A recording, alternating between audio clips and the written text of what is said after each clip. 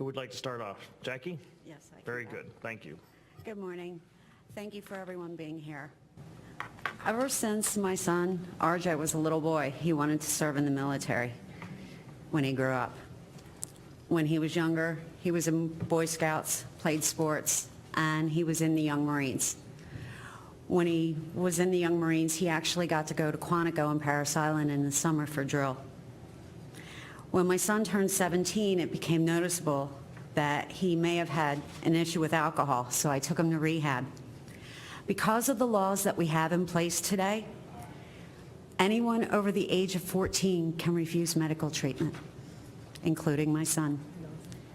I called Children and Youth Services. They said call the Pennsylvania State Police. I called the state police. They said call Children and Youth Services. I had to wait to have my son arrested to try to get him help. My son died June 30th, 2008, from a combination of alcohol and Suboxone. He was 17. He wasn't prescribed Suboxone. He was at a friend's house one night with his friends and they were drinking. He never received the court-ordered treatment, and my son died within 4 months of me initially taking him to rehab. Today, I believe a parent can petition the court and have it mandated. I find it difficult to understand that if I'm responsible for my child under the age of 18, why I need to go to court to petition that my child get help. At the time of my son's death, most parents, including myself, did not know that the kids were experimenting with prescription pills. None of the kids knew that they would become addicted or become heroin addicts. My son didn't know that he would die. I quickly found out about Suboxone and all the Suboxone doctors, more than I ever wanted to know. We have 13 Suboxone doctors in our county, and only a small handful are actually associated with treatment. The rest are regular MDs that you can go to if you have the cold or the flu.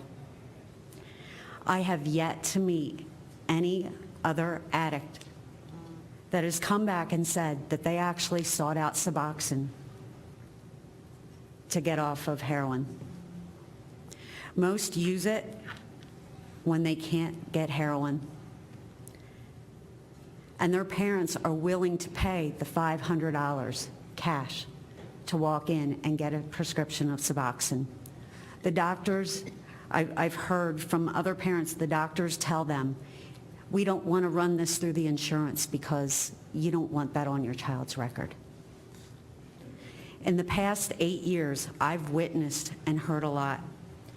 I've watched my son's friends and so many young adults in our small community in southern Chester County become addicted to pills, heroin, struggle with treatment, and die. One of my son's childhood friends is buried in the plot next to him. They went to daycare together. In 2014, I saw a program that blew me away, and I knew that we needed to have it. With the help of Holcomb and again the DA's office, we started a chapter of NOPE in Chester County. I'm also the parent coordinator for Chester County. NOPE is a 501c3 formed out of Palm Beach County in Florida in 2004. And their mission is to diminish the frequency and impact of overdose deaths through community education, family support, and advocacy. The cornerstone of NOPE's mission is a personal, high-impact presentation. And again, we do deliver them to middle and high school students throughout the school year. The message is delivered graphically and emotionally. Following most of our presentations, a number of students seek help either for themselves or someone else, or they go to guidance to speak with someone because they too have been affected either by addiction or loss. Some of our other NOPE family members have had students who viewed the presentations that actually afterwards write letters, post on the NOPE website, thanking them for coming to the school, saying it was the best program they've ever seen. They've never seen anything like it. The students are starting with drugs coming from home. Yet in most school districts, we can't even get parents to attend the community presentations because it won't happen to their family. If it was a ski weekend, I bet you the parents would be lined up out the door.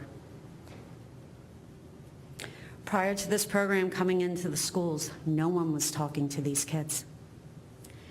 Not in this way. We sometimes hear the students comment as they're walking in, "Oh, it's another drug talk."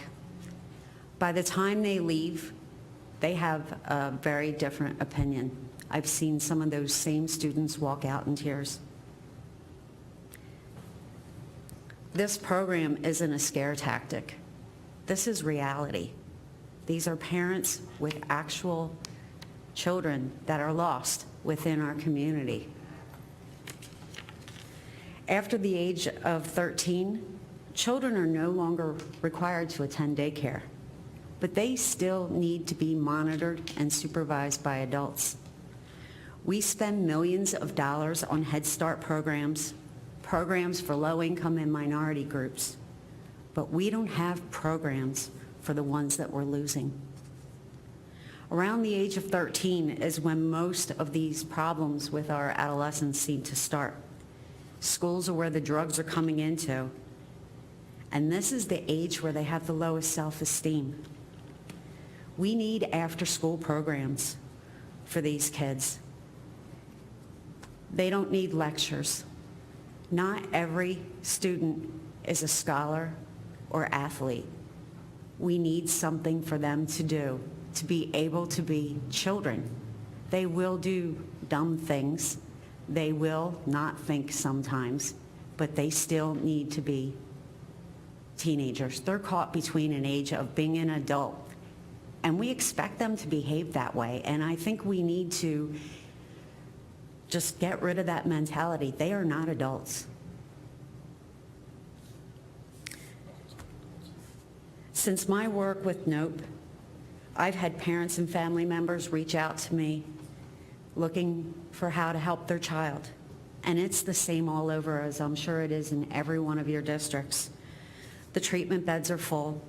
Insurance deductibles are an issue. Now we have new issues because some of these children are over the age of 26 and they're no longer eligible for their parents' health insurance plan. It takes days to get them into an assessment just to apply for county or state funds for treatment. That window of opportunity of them wanting to get help is gone within 24 hours if you can't find someone help. The addicts need to use or they get sick. So waiting more than 24 hours is going to do nothing for them. A lot of them commit suicide or die from overdose before they can ever get treatment. In December, we lost 2 former students from our small school district. In March, this past month, we lost another 3, all under the age of 28. If my son would have actually lived to his senior year, his graduating class of 2009 has lost 5 to overdoses and another 2 related to drugs.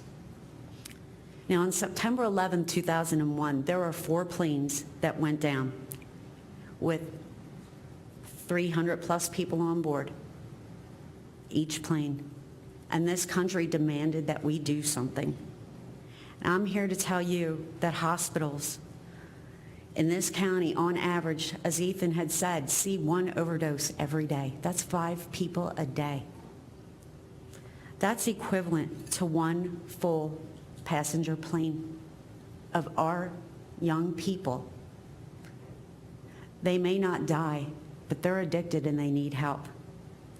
If it wasn't for naloxone, most of these overdoses would be deaths. Would we be more concerned or move quicker in addressing these issues if those numbers were higher, the actual overdose deaths? But we really don't know because hospitals aren't mandated to report these overdoses.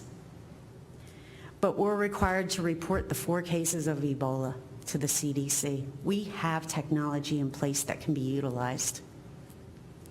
With the fentanyl that's already out there and the W18 that's coming, we don't have 6 to 12 months to pass legislation. We have laws and policy in place today that were put in place 20 years ago with good intent, but they no longer apply to the issues that we're facing today.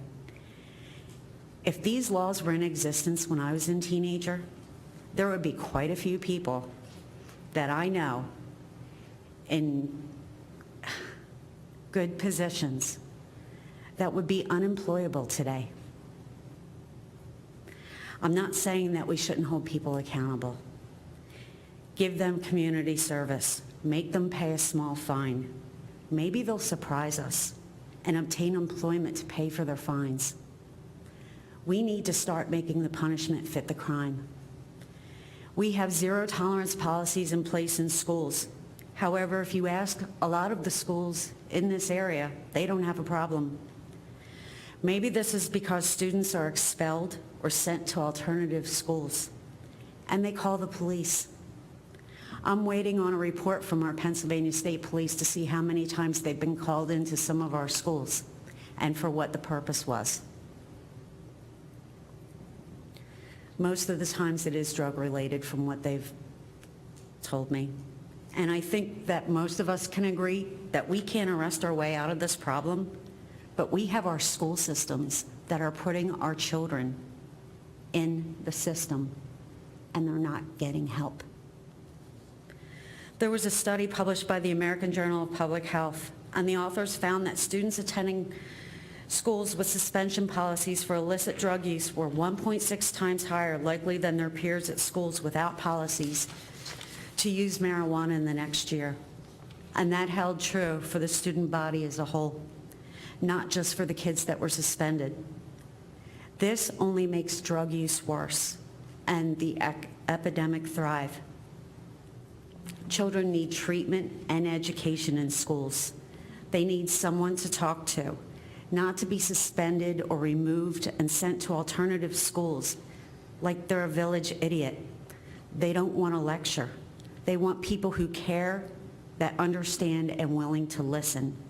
Unfortunately, we are not seeing this in the schools.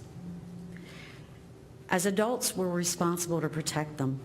We've failed these children, and we cannot continue at the rate that we've been going. There are laws that can be repealed. Simple drug possession laws prevent people from gaining employment. We have limited liability laws that can be petitioned, but you have to wait 3 years for that to happen. 1 year should be sufficient. We need to empower people, not knock them down, and pay for their addiction for the rest of their lives. But they will with the laws we have today. How do we expect someone to change when we don't give them a chance? Sitting on their parents' sofa unemployed isn't going to make them feel any better. For any normal person that's been laid off and out of work for a few months, ask them how they feel. This is a horrible way to treat a person who's an addict. We have a system that sets them up for failure, and they do want to be independent. They need money, and we're surprised that they sell drugs and they can't stay clean. We need to treat low-level, nonviolent drug crimes in a completely different manner, maybe similar to a traffic ticket. Give them probation, mandate that they get treatment. Again, let's make the punishment fit the crimes. We have a naloxone and 911 bill, but most people don't know about it. With our program in NOPE, we do tell the students about that. We've passed a law, yet young children and adults aren't even aware that it actually exists. Every election, I see incumbents running for office with billboards everywhere I go. Yet I see nothing to advertise these laws that could save lives. I understand that government isn't in the business for marketing, but there are resources out there that can help do these things. Last year, 2 other mothers and myself held a vigil on Overdose Awareness Day. We had 3 billboards throughout Chester County, digital billboards, the huge ones, donated to advertise our overdose vigil. All I had to do was call and ask. There are things that can be done, and most of us here today have been on the forefront talking to other addicts and families, and we've witnessed these issues ourselves when we've tried to help people. The world stopped for 3 days when there were 4 cases with Ebola in the U.S. Hospitals are required to report those cases to the CDC, but we're not mandating that they report overdoses. We already have systems in place. Why aren't we using them? We mandate that schools implement standardized testings and regulations, yet naloxone was offered to 500 school districts in the state of Pennsylvania, and only 20 or 250 carry it when it was offered for free. What does this say? Only until we fix the holes in the system will things start to improve. Not only is addiction devastating families, but this is a drain on resources and our economy, as was mentioned in the prior panel. We are losing our future. There are ways for mass treatment, but that may involve using federal resources. Rehabs are a revolving door, and they've failed.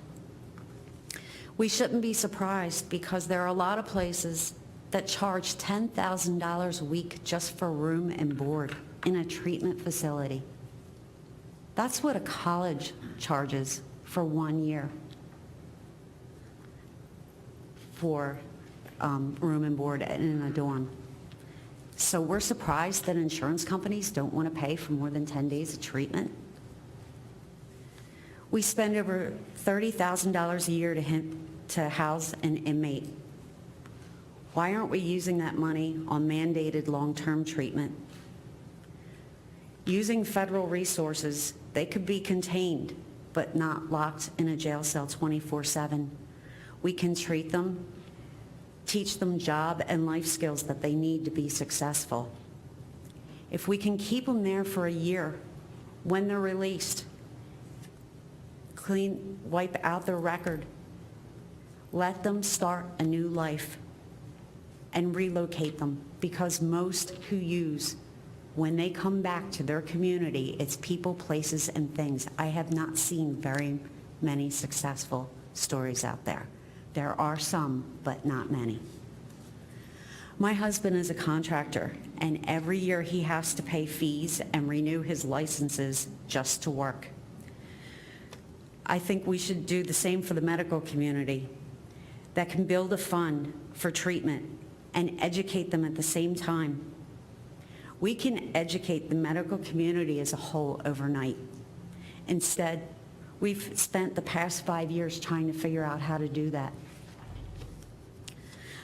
It seems that the only people that we're holding accountable for our actions are the addicts, not ourselves. We're more concerned about what the doctors may think, or if we pass a law that they might be upset. School administrators are more concerned about how they look to the community. This is a national epidemic, and we need to treat it that way. We have spent at least the past 5 years that I've seen dragging our feet. We don't have another 2 years, let alone 6 to 12 months, to make changes. It breaks my heart every day when I hear of another family that has lost their child. There are actions that we can take today. Please help us do that. Thank you.